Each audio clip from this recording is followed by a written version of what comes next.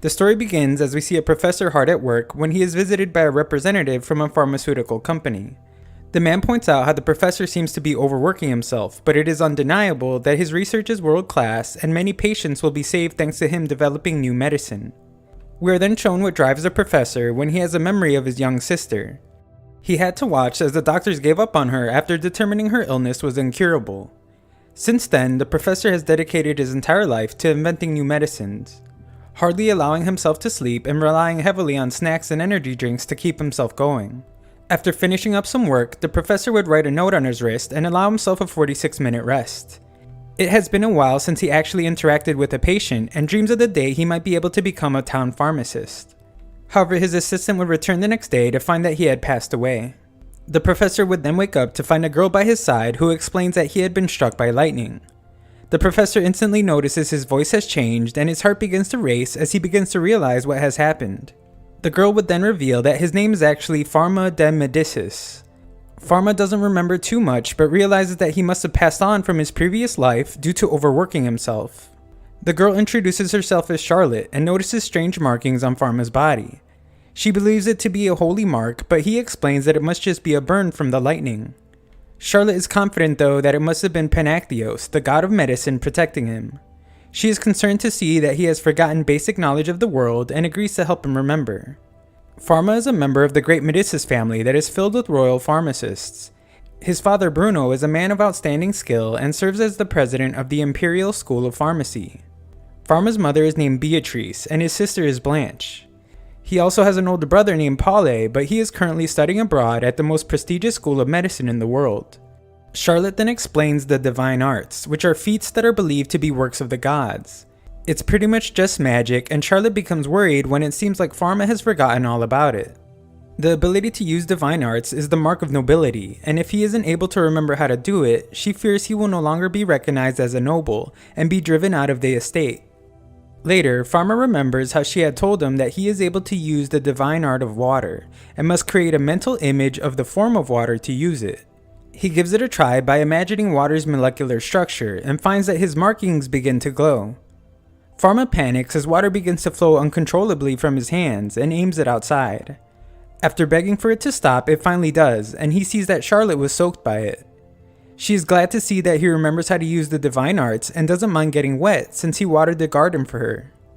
Falma is surprised at how easy that was and decides to try making other things. He finds that he is able to produce simple substances and compounds like gold and sodium chloride, but not mixtures. His left hand has the ability to create substances while his right eliminates them.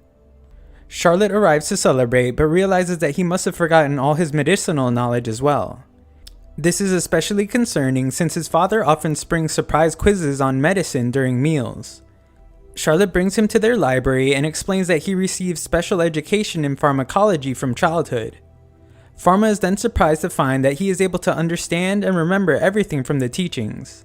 He then joins his family for dinner as they all express relief to see that he has recovered. Falma can't help but be sympathetic knowing that this family had lost a real son and decides he must live on as Falma for everyone's sake. As predicted, Bruno tests his knowledge of the medicine used to help him recover, and Falma passes easily. His father is pleased and instructs him to resume his lessons the next day. When he does, Falma meets his tutor, Eleanor, who notices something is off. He is not calm or charming like he usually is, but she backs off when Falma says his memory is just fuzzy since being hit by lightning. That being the case, she decides they will review the basics of divine arts. Those with the aptitude for divine arts each have a guardian deity. For him and his father, that is Panactios, but for her it is Hydrotheus. There are 5 attributes of divine arts, which are fire, water, air, earth, and none. There are also positive and negative attributes for each. Falma wonders about the none attribute, but not much is known about it, and it hasn't been seen in 300 years.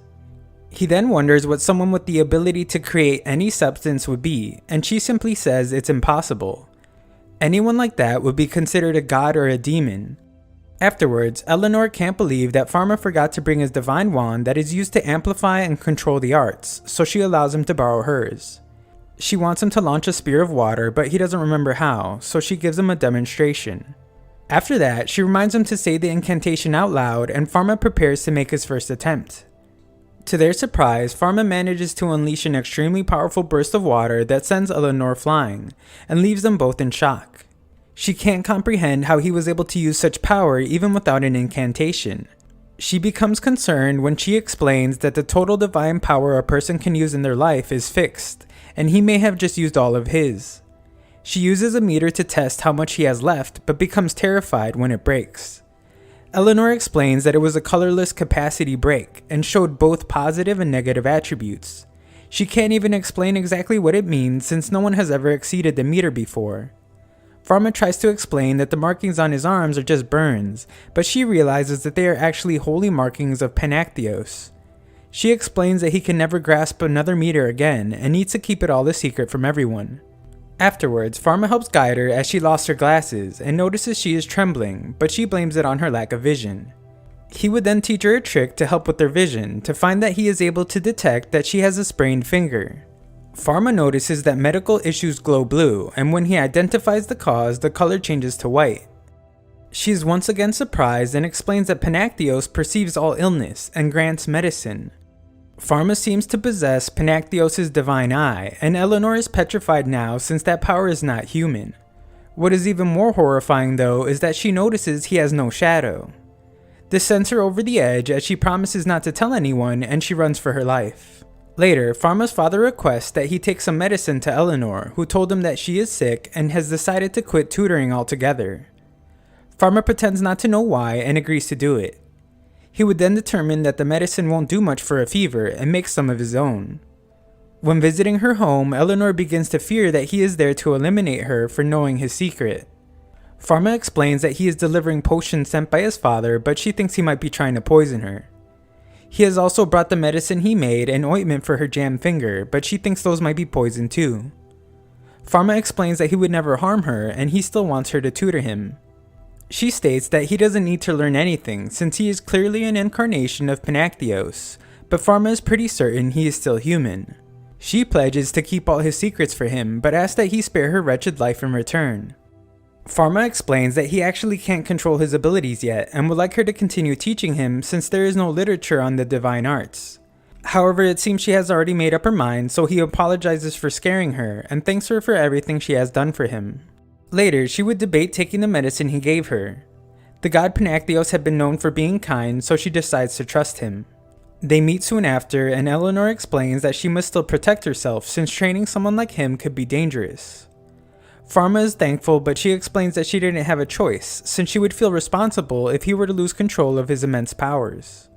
In fact, she is the one that is thankful since his medicine worked even better than that of his father's. The two then head to an uninhabited island where Falma could learn more divine arts without worrying about his secret being discovered. Control doesn't come very easily for him, but the two are optimistic that it will come with time. Later, Falma would use his divine eye to see and determine illnesses of the staff, resulting in a blue to white color change. While practicing this, he finds that the light disappears if he can determine that a full recovery is possible, but if it's not, then a dull light remains. Falma thinks for a moment about how if his abilities along with his lack of shadow are discovered, then he will likely be arrested and in the worst case, executed. He formulates a plan to get people on his side to help prevent that scenario. As long as he knows the substance's composition, he can create it in any form. Falma uses this ability along with his pharmaceutical knowledge to produce several treatments for the staff. The first recipient is Charlotte, who he gives cream to help with her hands drying from all the physical labor. She would like to share with the rest of the staff, but he explains that he plans to make some for everyone. He would then go on to give everyone their own specialized medicine for their individual ailments. They are all very grateful, some even to the point of crying, and Charlotte explains that it's because they have never received medicine from their bosses before. She explains that patients are typically selected based on social status. Falma despises that, but Charlotte explains that the servants wouldn't be able to afford the medicine anyway. This only irritates Falma more, and he begins to think how he can provide more effective medicine that is readily available to everyone. Charlotte recognizes his efforts and determines that he will become a great pharmacist one day. Later, Falma meets with his parents who reveal that his little sister has come down with chickenpox, and only a select few servants will be allowed near her to keep the disease from spreading. Bruno reminds Falma that he had the chickenpox years ago, but should still stay away since in rare cases, reinfection is still possible. Pharma is amazed that Bruno knows this, considering that fact was only discovered recently on Earth. Bruno must attend a meeting, but Pharma notices a cough as he leaves. Pharma's amazing intelligence and abilities are on full display as he makes medication for chickenpox. He then goes to see Blanche, who is worried he will get in trouble, but he explains it's fine since he snuck in. She doesn't want to take the bitter and yucky medicine, but he states that the medicine he made can actually be taken along with the delicious snack. Blanche then becomes skeptical as their father said there was no medicine for the chickenpox. He explains that he simply found it in a book and perhaps their father had forgotten about it. Pharma says that he might feel bad if he found out, so they should keep it a secret. Blanche then reveals that he is much different now since he never used to spend time with her before. It is a bit strange to her, but she admits that she loves her new brother, and Pharma can't help but be reminded of his other sister. Bruno would later return to find that Blanche has recovered quickly, and she explains that it's because of a secret. When he is alone, Pharma thinks about all his abilities, including a new one that allows him to magnify things using his right hand over his eye. He begins to wonder if he can really keep using them all at no cost to himself. He finishes up making a microscope when he is called to see his father. Bruno explains that they must leave immediately as they have an emergency house call to see the Empress.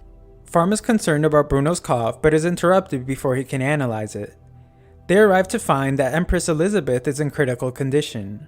Pharma assists his father as he attempts to determine her ailment and is amazed at how different the procedure is compared to his world. Pharma is later surprised to overhear them say that her destiny is near its end because the stars are in horrible state. Bruno will still continue to treat her the best he can, but Pharma is able to smell the ingredients he is using to determine he has created an anesthesia potion. Elizabeth wants him to be honest and tell her if she is beyond saving, but he says that is not the case. He states that the medicine he has made is powerful enough to help, but Pharma knows it isn't.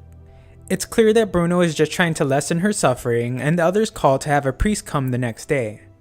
Pharma is shocked to see that everyone has given up and decides that he can no longer just stand by. He uses his divine eye to find that she has lung cancer, bronchitis, and tuberculosis. The solution will not be simple and he is limited by the equipment available in this world. Time is running out and he realizes that he will only have one chance to help her. The pressure builds and Pharma finally gets to feel what it's like to deal directly with the patient. Just then, the Empress's son rushes in and is distraught to find his mother in such terrible condition. Pharma decides it's finally time to act. He requests permission to treat Elizabeth and reveals that there is a new medicine for her illness.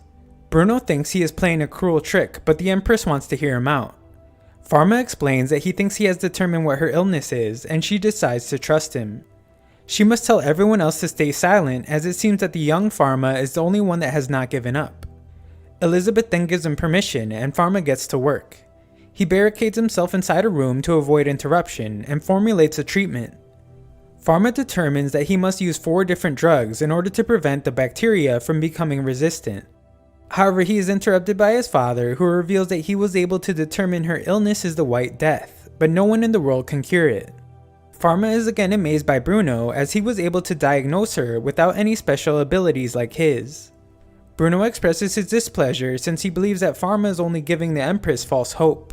However, Pharma explains that the medicine he speaks of is real, and that he will have to take it as well. Pharma continues his work, but is once again interrupted. Bruno wants to know what he is planning, and Pharma tries to calm him down, but it's too late. After a brief exchange of divine arts, Bruno is shocked at how Pharma didn't use an incantation, and begins to wonder who this boy really is. Bruno finds Pharma's journal, and he explains that there are new medicines in there that he dreamed of the day he was struck by lightning. Bruno notices the holy marks on his arm and is amazed to see that Panactios has granted his son a great blessing. Pharma begs that he give the medicine to the Empress and takes the credit for himself. However, Bruno declines, explaining that the medicine Pharma has made is his to give. Furthermore, the Empress has staked her life on Pharma's medicine, and in turn, Pharma must stake his life in giving it to her. Pharma understands and removes the ice he created. Bruno is shocked to see this, as Pharma's attribute is positive water. This means that he has always been able to produce it, but should not be able to erase it. He once again questions if he is really his son, and Pharma simply replies that he considers himself to be. Pharma then arrives to administer the treatment, and the head physician questions if Bruno should stop his son. However, he reveals that he won't, since Pharma's skills may have already surpassed theirs. Before Falma begins, he has her look through his microscope to see what she thinks are strange creatures. As everyone else looks, Falma explains that they are extremely small organisms that cause the White Death called bacteria.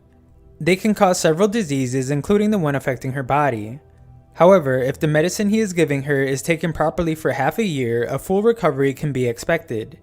This information changes everything they know about disease. She accepts his treatment, and Falma formally stakes his life on it by drinking it himself.